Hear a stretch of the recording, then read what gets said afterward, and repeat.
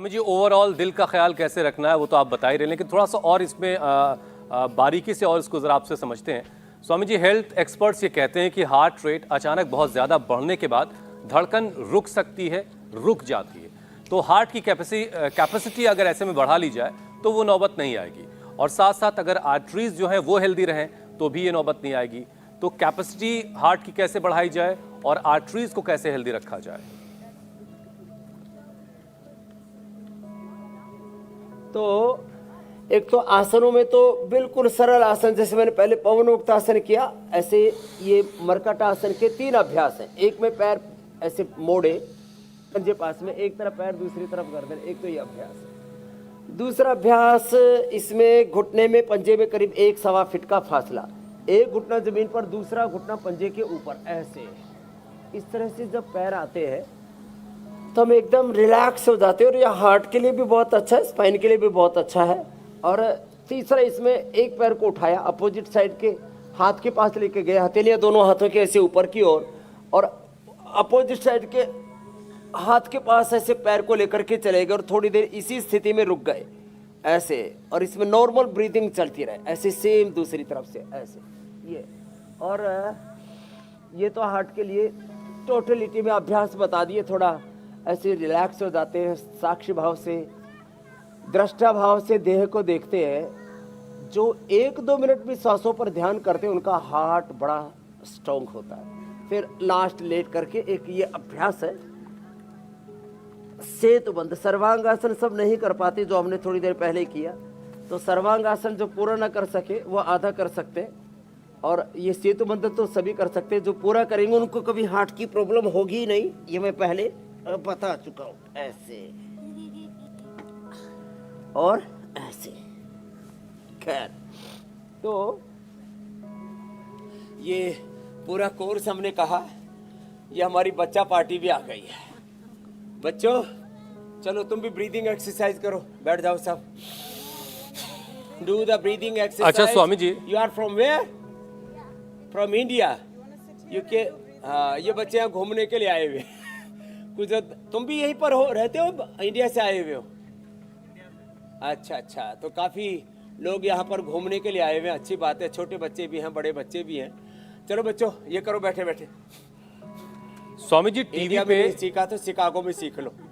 Chicago बोलते हैं कि चिकागो बोलते हैं? चिकागो।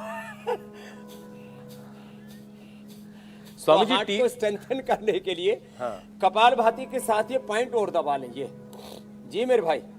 स्वामी जी, टीवी पे जो लोग तेल की दुकान लगाते हैं, खाने वाला तेल, वो कोलेस्ट्रॉल के नाम पे बड़ा डराते हैं कि कोलेस्ट्रॉल से ये हो जाएगा, वो हो जाएगा, और अलग अलग तरह के तेल का बाजार सजा हुआ है। तो ये कोलेस्ट्रॉल जो है बॉडी में अदृश्य तरीके से बढ़ता है, समझ में नहीं आता है, तो जरा इसके लक्षण भी समझाइए और फिर इसको काबू करने का तरीका भी बताइए। हाँ, ये देखो, एक तो मैंने कहा कपालभाति करते करते पॉइंट दबाएं। अब ये छोटे बच्चे बड़े जो है कौतूहल से पॉइंट दबा रहे। तुम्हारा हार्ट बाबू अभी अच्छा है, लेकिन अभी गोलू मोलू होते जा रहे हो। समझ जाओ।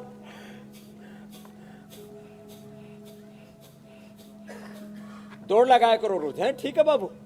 हाँ, मोटा नहीं होना किसी को भी। हाँ, तो कोलेस्ट्रॉल जो है ना बढ़े, तो लोगों ने क्या कहा, घी खाने से कोलेस्ट्रॉल बढ़ता है, जबकि 100% झूठी बात है। चाहे वो गाय का घी हो या भैंस का घी हो, उसमें कोलेस्ट्रॉल होता ही नहीं है, ट्रांस फैट होता ही नहीं है। कोलेस्ट्रॉल और ट्रांस फैट कब बनता है? जब आप उसको पकाते हो, और पका के जब तलते हो, पूरी तलते हो, समोसे तलते हो, कई प्रकार की बहुत सारी चीजों को जब तलते हो आप घी और तेल में, तब वो उबल करके जब जो है अपनी प्रकृति चेंज कर लेता, तब उससे ट्राइग्लिसराइड बनता है, तब उससे आपके बॉडी में कोलेस्ट्रॉल बनता है। 1 से 2 चम्मच घी, मक्खन, या जिसको आजकल कच्ची घानी का तेल अंग्रेजी में जिसको वर्जिन, एक्स्ट्रा वर्जिन, जिसको नेचुरल ऑयल बोलते हैं, वो कोलेस्ट्रॉल को कतई नहीं बढ़ाता है। और वैसे देखो, इसका लाइव एग्जांपल तो मैं हूं आपके सामने। मैंने महीने में 3-3 किलो घी खा रखा है। गुरुकुल में पढ़ते समय एवरेज 3 किलो घी महीने में खाया करते थे, और हमारा कोलेस्ट्रॉल तो नहीं बढ़ रहा। तो जो है दरअसल जो पसीना नहीं बहाते, मेहनत नहीं करते, उनका तो सामान्य खाने पीने की चीज़ों से कोलेस्ट्रॉल बढ़ जाता है। एक अच्छा कोलेस्ट्रॉल होता है जो गाय के घी में होता है, जो अखरोट में होता है, बादाम में होता है। एक बुरा कोलेस्ट्रॉल होता है। अच्छा कोलेस्ट्रॉल जिसको HDL बोलते हैं, हाई डेंसिटी लाइपोप्रोटीन, वो करीब 60 के करीब होना चाहिए। 55, 60, 65, 70 भी होता है किसी किसी का जेनेटिकली। तो ये जो खराब कोलेस्ट्रॉल है, ये खराब फैट से बढ़ता है। फिर लोगों ने क्या कहा, घी और तेल मत खाओ, तो क्या खाओ, बोले रिफाइंड खाओ। रिफाइंड खाने से तो 100% कोलेस्ट्रॉल बढ़ता है। लो, फिर लोग कहते हैं कि इसमें राइस ब्रान ऑयल अच्छा होता है। माना कि राइस ब्रान ऑयल अच्छा होता है, लेकिन वो भी फिजिकली रिफाइंड खाना चाहिए, केमिकली रिफाइंड ऑयल अच्छा नहीं होता है। अगली बात, एक बार सुबह उठे या शाम को, सुबह या शाम को दौड़ लगाएं। जैसे काफ़ी लोगों को मैंने यहाँ देखा साइकिलिंग करते हैं, कुछ लोग दौड़ते हैं। फिर भी मैंने देखा कि सिंगापुर में लोग ज़्यादा दौड़ रहे थे, यूके में भी लोग ज़्यादा दौड़ते हैं, अमेरिका में लोग थोड़े ज़्यादा आलसी हो गए, इसलिए यहाँ पर मोटू मोटू बहुत है, गोलू मोलू।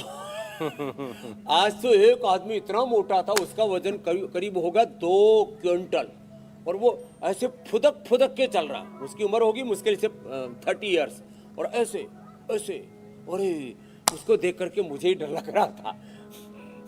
एक बार तो मेरा मन करा कि इसके फोटो खींच लो या इसका वीडियो बना लो, लेकिन यहाँ प्राइवेसी का मैटर रहता है, किसी के आप ऐसे फोटो नहीं खींच सकते, इसलिए मैंने नहीं खींची।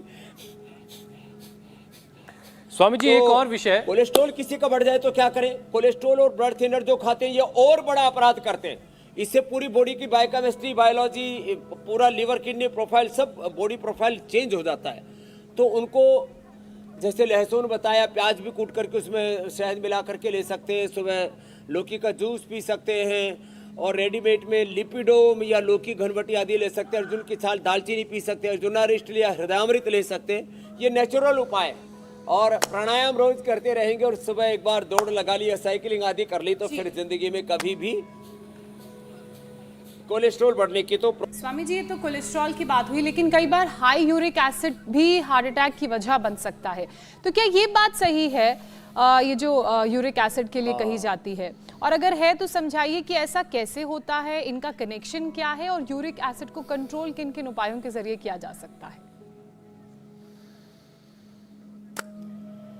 तो ये यूरिक एसिड जो है, दरअसल जो बहुत ज़्यादा खट्टी चीज़ें खाते हैं, ठंडी चीज़ें खाते हैं, चिल्ड वाटर पीते हैं, फिर यूरिक एसिड का एक कारण है, और ज़्यादा जो बहुत मसाले, स्पाइसी जो भोजन लेते हैं उनको, और बाएबादी की चीज़ें जो ज़्यादा खाते हैं उनको यूरिक एसिड बढ़ जाता है। तो ये वैसे तो आर्थराइटिस का एक मार्कर है, लेकिन ये ब्लड की एक टॉक्सिसिटी है।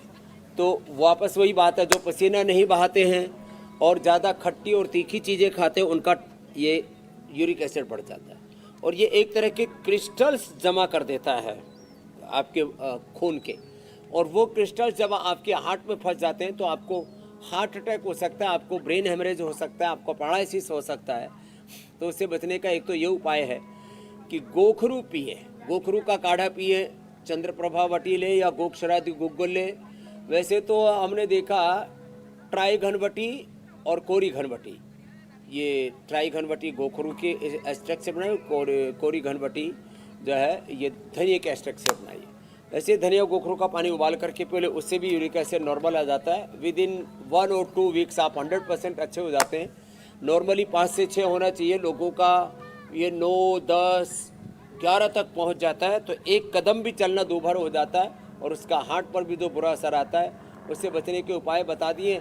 लेकिन लौकी का जूस यद्यपि ये यूरिक एसिड को तो कम कर देता है, दर्द बढ़ा देता है, इसलिए उसका सूप या सब्जी लिया करें।